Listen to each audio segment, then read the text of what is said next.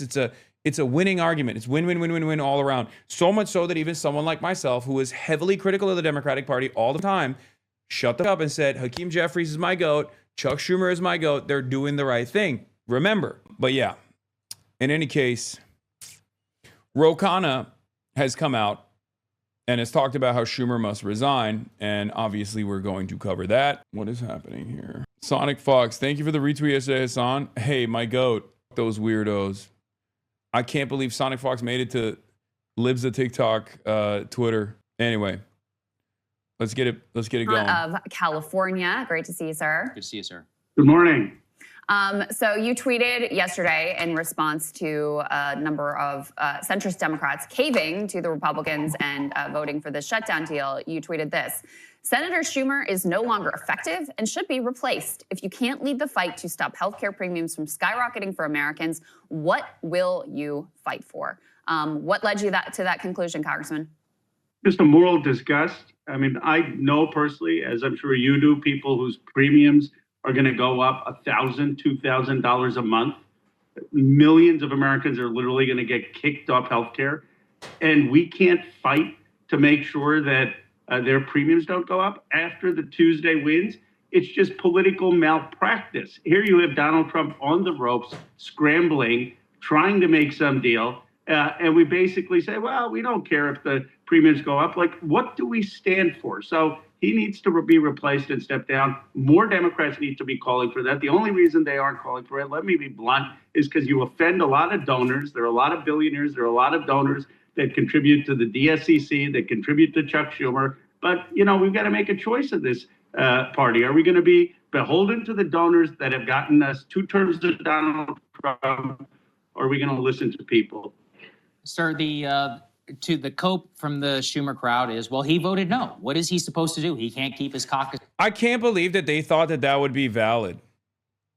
I actually cannot believe that they thought, like, Chuck Schumer thinks you are an idiot, by the way. Enough. Chuck Schumer thinks you are a moron. He has to, because otherwise, why else? Why else would he have done this little scheme where, you know, he just goes, well, I voted no for it. It's like, but you're the leader of the party. You're the minority leader in the Senate.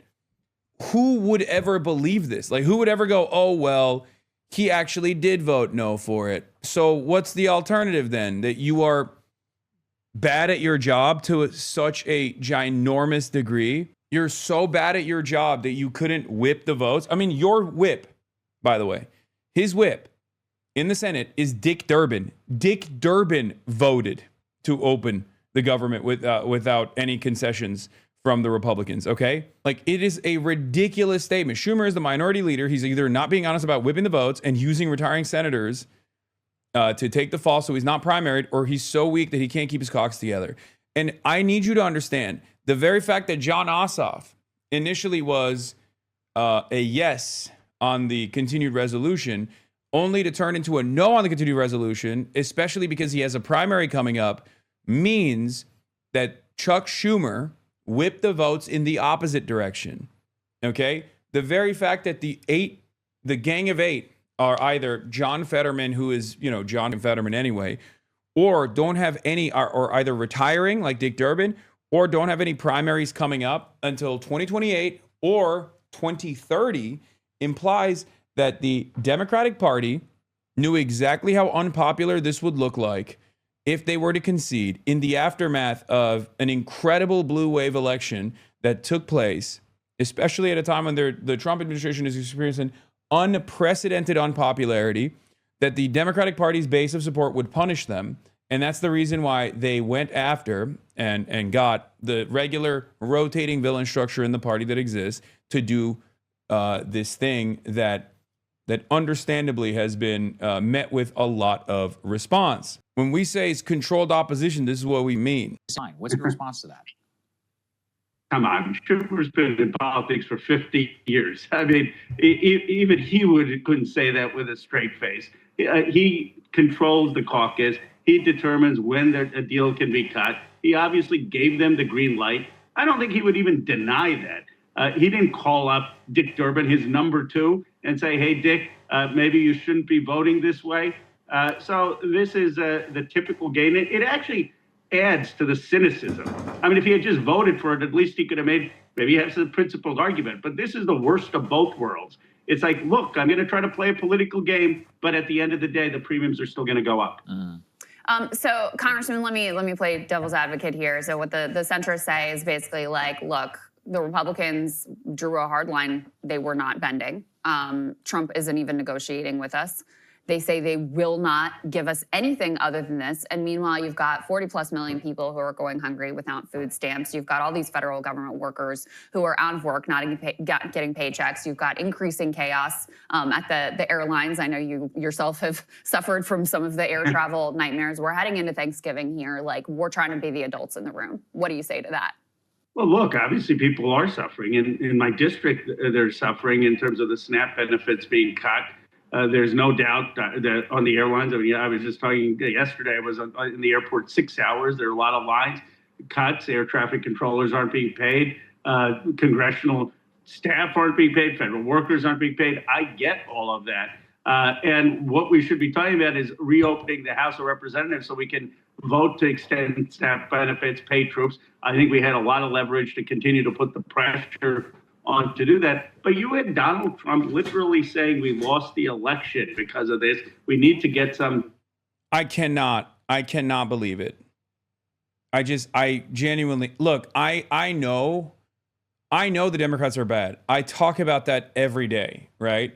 And even then, even when I heard whispers of this happening, and I told you guys about it, when I was in DC, I was like, I am hearing some stuff. I'm hearing some stuff that there is a caving that is going to take place. And you guys couldn't believe it. And I couldn't believe it either. I was like, because it made no sense, right? When I was talking about this, I was like, it just makes no sense that they would do this, right? It literally didn't make any sense. And I think partially it was because they wanted to preserve the filibuster. I swear to God, I think it was literally because they were scared that they would take the filibuster away.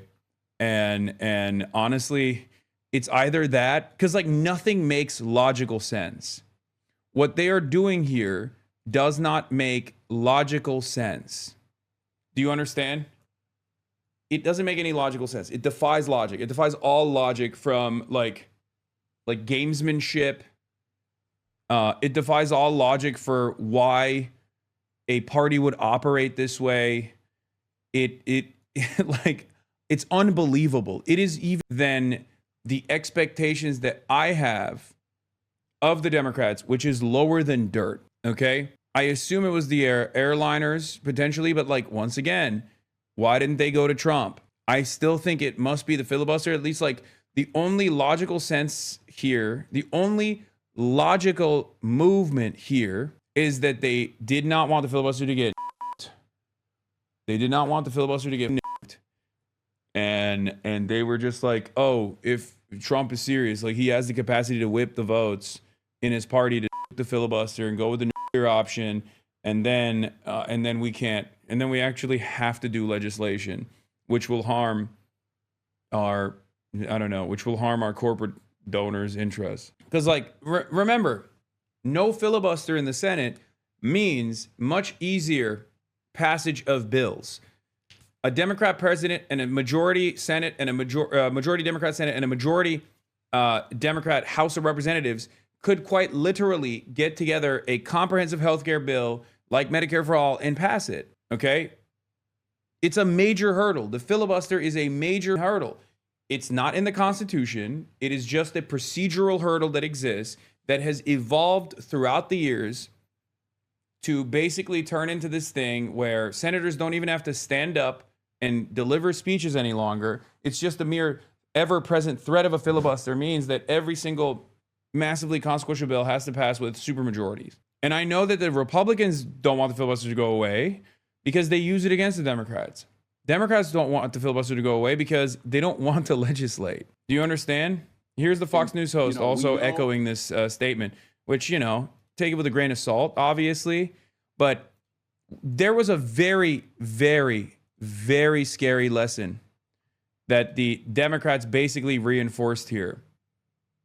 And that lesson is Republicans can literally get away with because the Republicans said, we are not funding ACA extended credits. Okay? We're not doing it. The insurance companies said, bet, if you don't do it, we're going to triple the premiums. Okay? We're going to triple the premiums. And the Democrats were like, that's insane. 24 million Americans are going to lose access to healthcare because they can't pay the triple the amount in their premiums. We have to continue the ACA subsidies. And also we need to get assurances that Trump can't just like veto expenditures by executive mandate, by fiat, right? Like, because right now the way it works is Donald Trump can functionally destroy whatever kind of congressional legislative agenda you might have. Donald Trump can turn around and say, nope, not happening. Oh, you allocated funds? It doesn't matter. You're cooked. So that's also another problem for even the Republicans in Congress. But they can't say anything about it because it's Donald Trump. So that was another part of this battle. It was supposed to be continuation of ACA subsidies so that 24 million people don't get possibly kicked off of their healthcare coverage. And also additional clearances that like Donald Trump cannot by executive mandate change previously allocated expenditures that Congress actually allotted. Congress actually budgeted out. They didn't get either of those things. And the reason why I say this is a terrible lesson is because not only do the Republicans refuse to cave on this, okay? They also fucking turned around and throughout this entire shutdown process for 40 days, didn't even try to message. At first they said, oh, they're going to give $1 trillion to Guatemalans. They're going to give $1 trillion to undocumented migrants. That was bullshit, right? It didn't even stick. And then what did they do? They turned around and said, okay, we'll actually lean into the shutdown and we'll actually increase the pain. And because they were doing that so openly, so flagrantly, that they started actually suffering consequences from it. One of the greatest examples is the blue wave that you saw, right? Every single district flipped back to Democrats in Virginia and even in places like Georgia. Like Democrats actually had a incredible electoral performance. And right at the precipice of Donald Trump feeling that pain, they caved. The Democrats caved, teaching the Republicans a lesson that they don't ever have to concede to the Democrats in any point of leverage because they can just keep punishing the public and the Democrats will get fearful and they will turn around and they will concede for no reason whatsoever. I have never seen an instance where you have the leverage, you have the upper hand, and you're actually working for something. You're actually working for something that unites the base, right? You're showing that you're a fighter. You're using whatever leverage exists, and you're actually putting healthcare as the primary reason for why you're doing this. It's a winning argument. It's win, win, win, win, win all around. So much so that even someone like myself, who is heavily critical of the Democratic Party all the time, shut up and said, Hakeem Jeffries is my GOAT. Chuck Schumer is my GOAT. They're doing the right thing. Remember, until they stopped doing the right thing. And I guess if there is any sort of silver lining that I can see from this situation, it's that more and more Americans on the liberal side, on the Democratic Party side, who are paying close attention to what's going on, are probably going to lean into our side a little bit further. They are, I think they're on the enough is enough. We're done with this bullshit mentality at this point. Liberals do not have killer instinct as part of being a lib. No. It's not that. It's not that. The killer instinct and shit like that, especially with like liberal voters, people who self-ID as liberals. Saw a meme about you in China on Xiaohongshu already. An American who doesn't love China is not a true Turk. I don't even know what that means. But yeah, you have people like Rokana who are leaning into this, obviously. People like Rokana who are leaning into this discontent. Will has Bilibili griefers now. Sometimes the grand scheme is less defined than we think, and the greater cause isn't being paid attention to. No, I don't think it's like these guys are not thinking in centuries or anything. Yeah, if that's what you think is going on. Centrists care about Republican feelings more than their constituents. They think giving up the advantage will prolong their career because they've done this shit for 40 years, but Republicans aren't playing by neoliberal rules anymore. I can't in good conscience think that they are that out of touch. I cannot in good conscience believe that the Democrats literally think that they're playing by the old rules or something, especially because they were already losing by the old rules over and over and over again. You cannot be that fucking out of touch, dude. It is virtually impossible. Also, yeah, here's Mike Johnson. Like, the Republicans are not playing ball at all. Can you imagine? They're gonna, so what? Without the leverage, you just burned the only leverage that you had, and now you burned the only leverage that you had, and the Republicans are not gonna fucking advance any bills. Donald Trump is not gonna sign any bills. And all you got was a fucking IOU and an assurance that was never gonna come out. And of course, the new line of attack is the Republicans basically saying the Dems held out for nothing. They got nothing in the end here. They starved people for political gain, and they're not even wrong. Jesus fucking Christ, they suck. Is exactly what I said. Exactly what I said before the shutdown actually ended. If you recall, when they were on the verge of actually conceding, I said, you will look silly. Okay? I said, you will look like you did this all for naught. And unfortunately, it's kind of true. I do think these 8 Democrats think they're playing by the old rules. They're scared of the Trump overturning the filibuster and think that they can open the government. The ball will be in Trump's court and he'll be unable to fix it. No. I think that's happening no matter what. I cannot believe that these motherfuckers could actually be that out of touch and that fucking stupid. That is, I mean, you shouldn't be able to hold office, let alone ever be hired for the rest of your life if you are that fucking stupid. Okay? Yeah, assholes like Scott Jennings are doing I told you so's. Yeah. Of course they are. I told you that they were going to do that. Didn't I? I said it. If the Republicans are willing to nuke the filibuster in order to pass their priorities, then it only exists in order to block Democrat priorities. In other words, these centrist Democrats voted to overturn this filibuster to give Republicans more power if Democrats ever win. And Karen Tumulty, Washington Post chief political correspondent, also has the same assessment, says this was all about the filibuster. A lot of people, I think, are seeing it. A lot of people are seeing the same shit that we're seeing. This is what Premier Spike, for a man with cancer who's a taxi driver in Arizona, met his son. This is Ambiter, operated by private health insurer Centene. This is why we need to extend to ACA credits and fight for Medicare for all. I don't understand how fucking incompetent these guys can get. It is mind-boggling to me. I've long opposed the filibuster, and lots of people will say, well, how would you feel if the R's had united government and no filibuster? And my answer is, fine. It would be better to have Congress doing stuff and actually passing laws than a wannabe dictator issuing decrees. This is my assessment as well. This is also my assessment.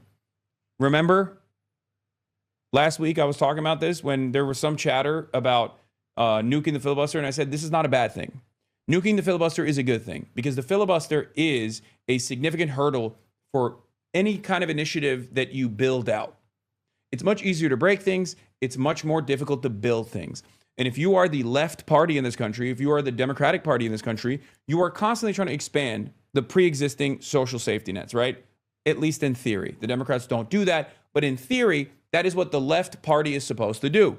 And therefore, you need 60 fucking votes. You need you can't do it by simple majority. To break things is much simpler. And not only is it much simpler to break things, and they can already do the simple majority tax cuts, just like Trump did and Trump won, and just like Trump did and Trump too, right? Trump also has taken it beyond that, where anything that he wants to do right now, he just does by executive mandate. So it's not like he isn't accomplishing his agenda. So nuking the filibuster in this regard would have unironically helped the Democrats.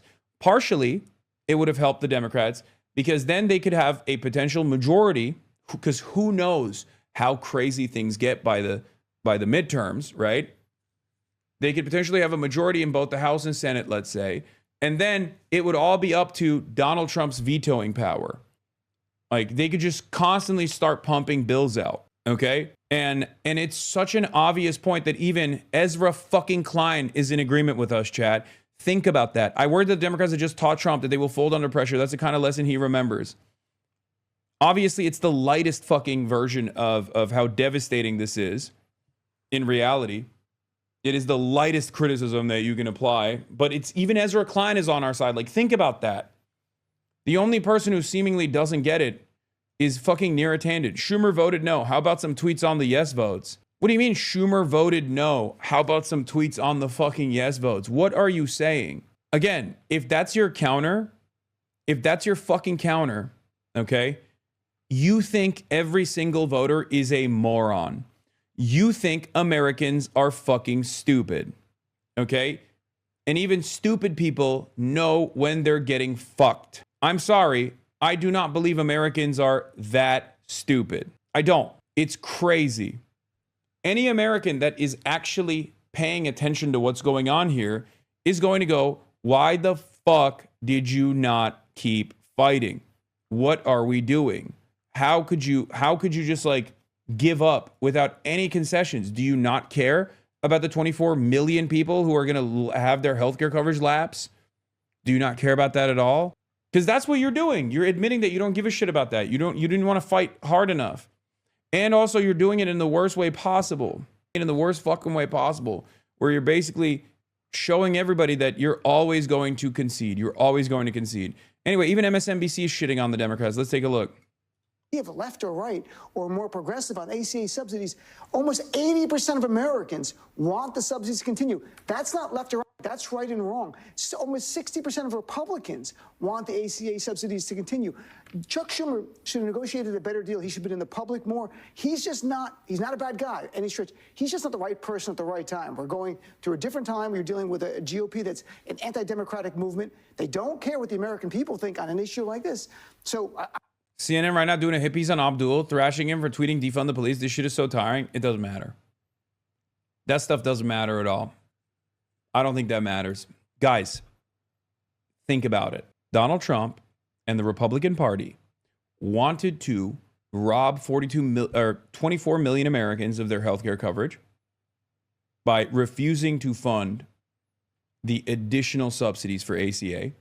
And in an effort to get away with it, they shut the government down, and then they threatened by force to starve 42 million Americans. If you think that Dr. Abdul El-Sayed saying defund the police in like 2020 at peak woke is going to be a blemish on their fucking on their track record when they're actively championing Medicare for all in the eyes of the broader liberal electorate, you are out of your fucking mind. Liberals voted for Jay Jones, Attorney General Jay Jones in Virginia. Okay, Virginia has less of a blue swing than Michigan does, especially when you have left flank candidates in places like Michigan. Okay, liberals do not give a fuck. I'm telling you right now, liberals will, and most people at this stage will vote for whoever the fuck they can. And I think in primary situations, I suspect the more stuff like this happens, the more they will go, I will primary anybody and I will put anyone on the fucking board. I will literally do everything in my power to vote for the most radical candidate at this point. It matters because he's got a center-left competitor that wonks and why moms like he won't make it out the primary. Wrong. Bernie Sanders is seen by many liberals as the North Star in the party right now. You're wrong. I think when people say, I think when the Bernie wing says that's a fighter, that's gonna go out the bat for you, people listen. Haley Stevens is cooked, right? Stevens, I keep forgetting.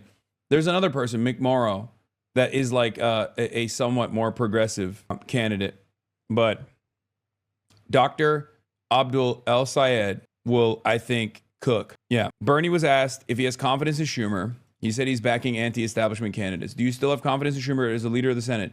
Schumer and I have very fundamental disagreements about where the Democratic Party should be, and I'm strongly supporting candidates for the Senate who are not a part of the Democratic establishment, who believe in Medicare for all, who are prepared to take on the big money interests and fight for the working people. I have a very different vision for where the Democratic Party should go. If Schumer steps down, who is going to take his place? The truth is, progressives in the Senate are right now. I think there are about 8 or 9 of us. We are pretty much of a minority. Things are changing. As I said, the Democratic Party is very weak, and Democratic Party's weakness, opportunity for it to become a strong party in general. Okay?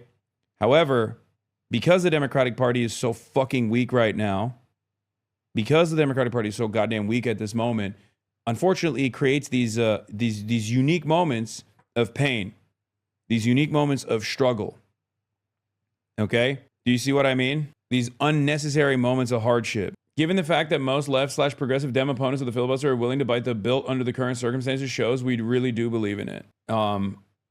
Anyway, here is, what was I going to show you? Oh, speaking of the weakness, the institutional rot. Here is Hakeem Jeffries. Was it the shutdown worth it? We have waged a battle on behalf of the American people. First of all, Donald Trump and Republicans are the ones who shut the government down. They have the House, the Senate, and the presidency. And the American people know it. And that's been the case for 7 consecutive weeks. But, you know, at the end of the day, you didn't get what you want. So was it worth waging this fight? At the end of the day, the fight lives on. Any outdoor content later? Yes. In an hour and 30 minutes, I will be going to an antique store, like an antique bazaar style situation in Beijing. It's very exciting. Anyway, you guys recognize the statue room. I was there. I was just there. Yeah, this is a punishing media environment for any fucking Democrat. Okay? I don't know what he could even say in this situation. I don't know what he's supposed to say because they fucking lost. And as much as I despise Hakeem Jeffries, they didn't lose because of him. Okay? I don't trust Hakeem Jeffries. I despise Hakeem Jeffries. He was not even fucking responsible for this loss. It was Chuck goddamn Schumer. Okay? Now, would Hakeem Jeffries operate in a similar way if push came to shove? Abso-fucking-lutely. I think Hakeem Jeffries and Chuck Schumer have the exact same issues. Okay? They are the old guard. Hakeem Jeffries is a younger face, but still the fucking old guard of the party. They represent the old guard's interests. They represent establishment Democrat policies. And establishment Democrat parties policies are that they are going to always concede to the Republicans. They're not going to fight. They're not going to fight hard. Hakeem Jeffries personally also doesn't have the prowess or the persuasive capabilities, right? Not a bad guy. No, I'm not saying Hakeem Jeffries is not a... I think Hakeem Jeffries sucks. I hate Hakeem Jeffries. I think Hakeem Jeffries is exactly the same kind of loser that Chuck Schumer is. Okay? I'm simply stating that fair is fair. In this circumstance, this is virtually entirely in the hands of Chuck Schumer. And I also don't think that Hakeem Jeffries even has the capacity to defend, the capacity to uphold a fighting spirit. Yeah. He also is defending Chuck Schumer. Here it is.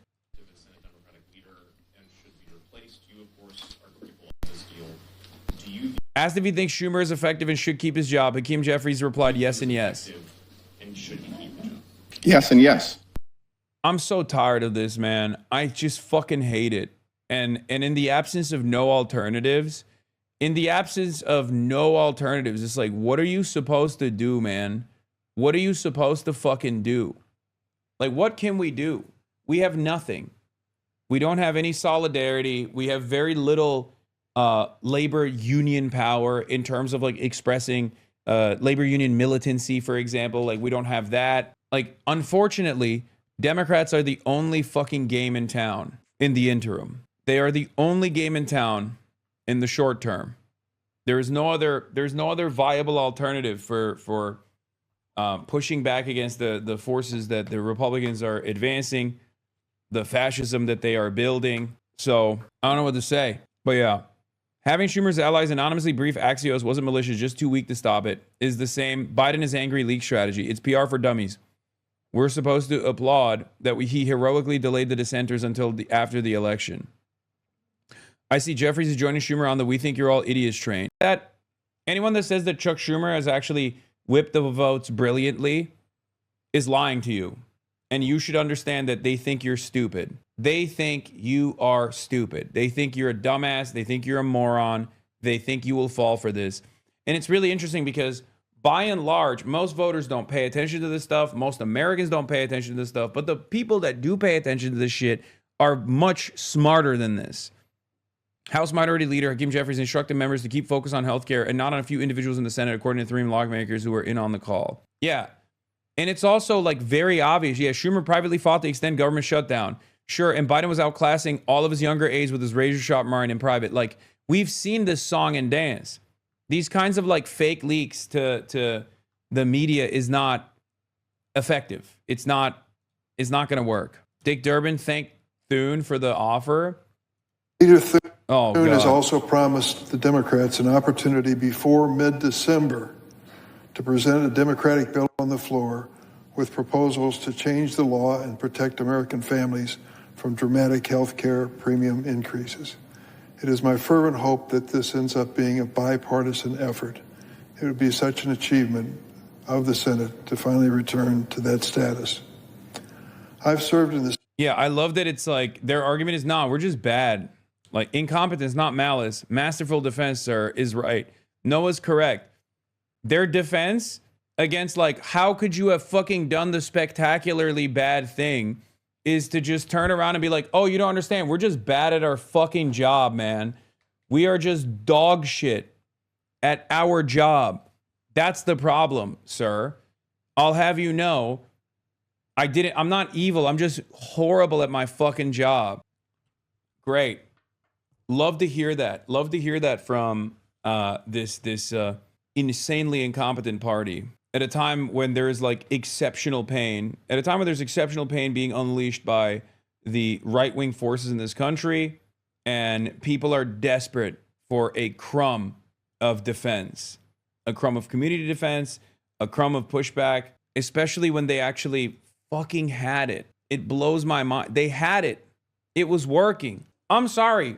This is everything that I fucking complain about in real time, happening, unfolding in ways that even liberals can see. It blows my mind. Like, it genuinely feels like, look, Democrats are the controlled opposition party is something that we say all the fucking time because exactly this kind of behavior, right? It's like, it literally feels like they just straight up got together and said, things are getting too good for us. People are going to get the wrong idea that we have to like actually fight back against Trump. And we don't want to fucking do that. For the first 9 months, they have experienced unprecedented, historic levels of disapproval. But the Trump administration is so bad that people finally are like, okay, well, at least like the not Trump vote seems a lot better for us now than ever before. Holy shit, even though you're not doing anything. And these guys were like, no, you misunderstood. We are still fucking awful. Make no mistake. We will fuck you. Make no mistake. We want to make sure that you understand Republicans are actually the only game in town, I promise. Said for 29 years, and I've never seen that kind of offer from a Senate majority. Do you think this will ultimately hurt the Republican Party worse down the line for refusing to negotiate? Everything that the Republican Party does hurts the Republicans because the Republican agenda hurts the voters on both sides. Okay? The point here is not just to make the Republicans erode American democracy, with Gestapo operations happening in blue cities and refusing to fund SNAP, things of that nature. The point is to actually put up a strong response against that so your voters have confidence that you actually have their fucking back. And they did that. They did that to a certain degree. They did that in the shutdown operation. They pushed back and the voters rewarded them. And then they turned around and were like, whoa. I don't want you to get too confident here, okay? We're still fucking up the bag. We will let Trump molest the money. We will let Trump molest you in general. We don't care. During the historic roll call last night, I walked across the aisle and met with Senator John Thune, the Republican leader. I told him that I was counting on him to keep his word on this agreement. He assured me he would. Oh, hell yeah. The fate of this effort depends on both the Senate and the House of Representatives. After a 7-week absence, the Speaker Johnson needs to join us in the hard work that lies ahead. Many of my friends are unhappy. They think we should have kept our government closed indefinitely to protest the policies of the Trump administration.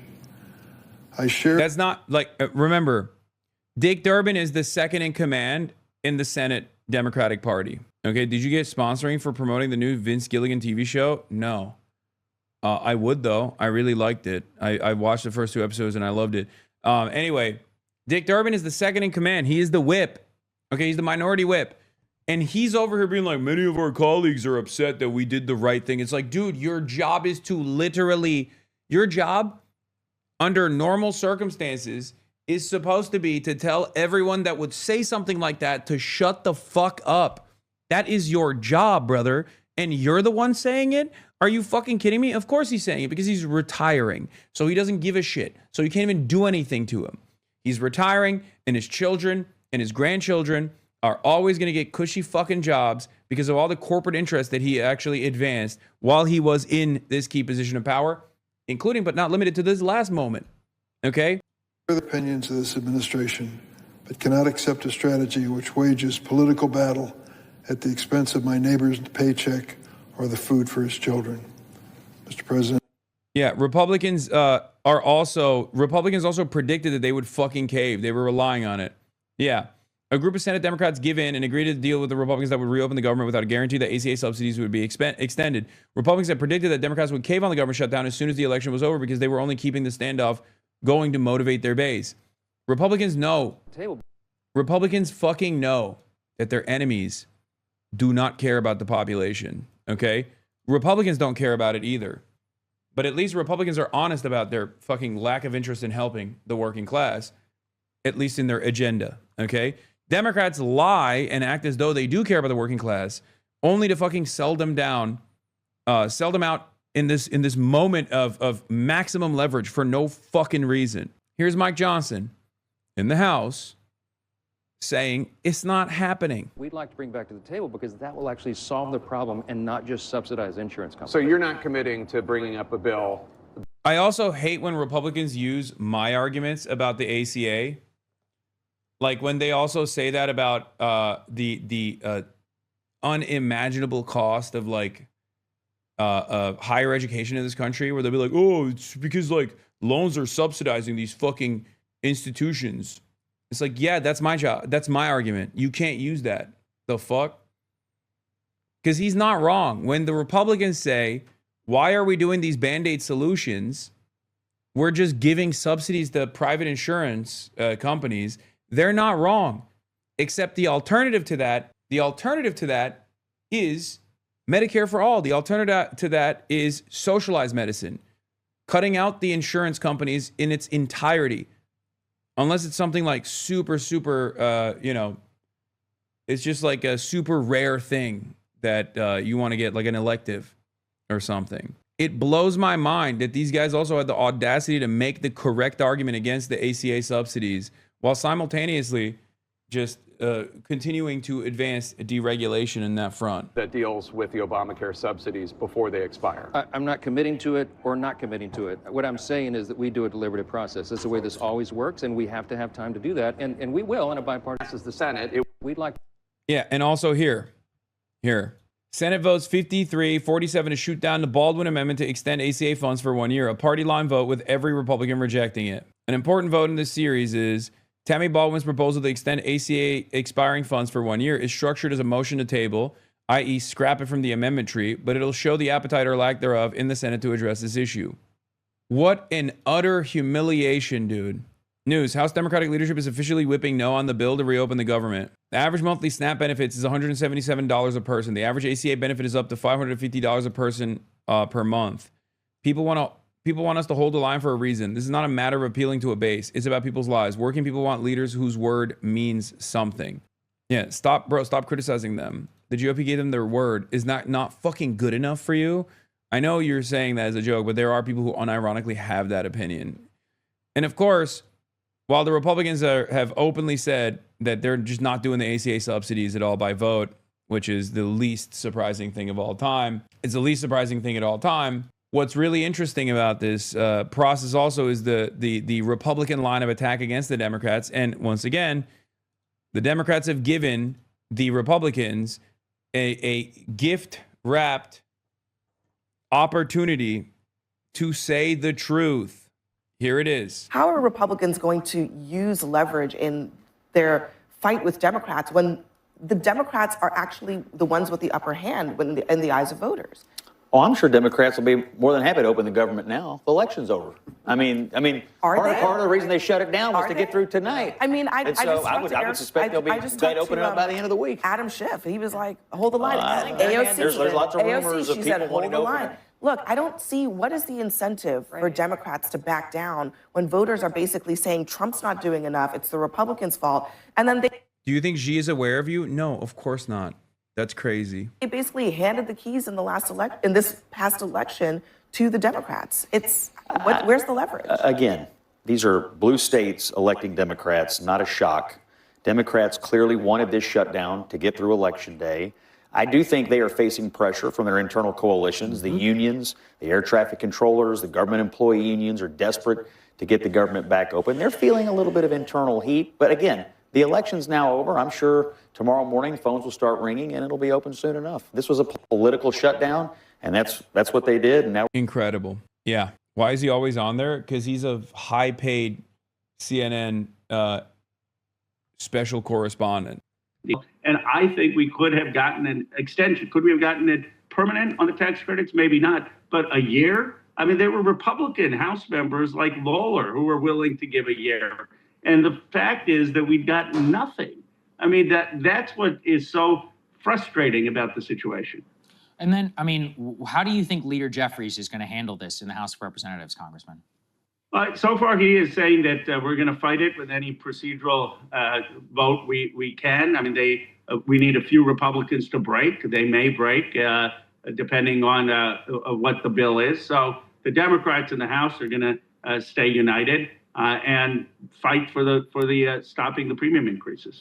You know, back to on the point with Schumer, one of your colleagues, Mark Pocan, also tweeted this out. He said, "Don't endorse or say who you voted for in NYC, despite there being a Dem candidate. Get Dem senators to negotiate a terrible deal that does nothing real about healthcare. Screw over a national political party. Profile of courage of." Profile, I think he meant to say profile of courage, ? Next. So clearly your sentiment is shared by at least some of your colleagues. You know, and I think the point he makes there too about Chuck Schumer refusing to even say who he voted for in New York City, I think it's an important one as well. Because if you're going to be a leader of the Democratic Party, and the Democratic base is saying, hey, this is Zohran Mamdani, this is our guy. Like, we like this guy. We like the direction he's going. We're going to vote for him in the primary. We're going to show up in record-breaking numbers to vote for him in the general election, make sure that he wins. And you can't even say that you voted for the Democratic candidate. I mean, how out of step are you with your own voters in the party, let alone, your own caucus, let alone, colleagues such as you? But he's also, and most importantly, wildly out of step with where his own voters are within the Democratic. You're absolutely right. I mean, look, this was the straw that broke the camel's back. You had Chuck Schumer cheerleading into the war in Iraq. You've had Chuck Schumer cheerleading for a blank check to Netanyahu. You've had Chuck Schumer betraying us on the first shutdown. You then had Chuck Schumer given multiple opportunities after Zohran won the primary to at least endorse him, even if it was a pro forma endorsement. He doesn't do that. And now he's not even willing to fight to make sure that the ACA subsidies don't increase. So to your earlier question about, are there difficult questions on SNAP benefits and troop pay? Of course there are. And maybe if this was the only context, Chuck Schumer would have some grace and goodwill and say, okay, we disagree with this deal, but it's not enough to call for you to step down. But this is the culmination of someone who just doesn't get it, who doesn't get how much people are hurting, who doesn't get where the base of this party is, who doesn't get how upset this party has been that we're giving all this money to overseas wars and not doing health care here, who certainly is never going to support Medicare for all. He's just out of touch. He's not the future of the party. Yeah. Thank you so much for joining us, Congressman. We appreciate it. Thank you. Appreciate it. Hey, if you like that video, hit the like button or leave a comment below. It really helps get the show to more people. So knives are out, it looks like, for Chuck Schumer. Ro Khanna is already calling for him to be replaced. What message do you have for Schumer tonight? Well, I think he made a mistake in going too far. Going too far, how? Well, he just went too far. He thought he could break the Republicans, and the Republicans broke him. But he did think that we have good policy, they have bad policy. And there's something, I don't know if it's Trump derangement or are they just crazed. They're like crazed lunatics. But, you know, we have just great policy. We have... It's literally not. I mean, it's just, they aren't even an opposition, bro. I know. I already covered this. Republicans have predicted that the Democrats would cave on the government shutdown. They're not. They're not an opposition party. They do not behave like an opposition party. Okay? They do not. It's fucking nutty. There's a bunch of crazy Trump votes in there as well. Yeah, Energy Momentum says, so he just sucks on the Axios report that is trying to defend Chuck Schumer for some fucking weird reason by being like, oh, you don't understand. We just like, you don't get it. We just like suck. We're not evil. We're just incompetent. Adam Johnson, the we are not evil, just weak is the prevailing self-narration of dem elites. It's the go-to. And while it's tempting for a jaded whisper leftist to indulge this narrative, it's usually not true. They usually knowingly do the bad thing and just leak stories of being bumbling. Yeah, exactly. I agree with that. Hello? Good people. Hey, Sean Hannity here. Hey, click here to subscribe to Fox News.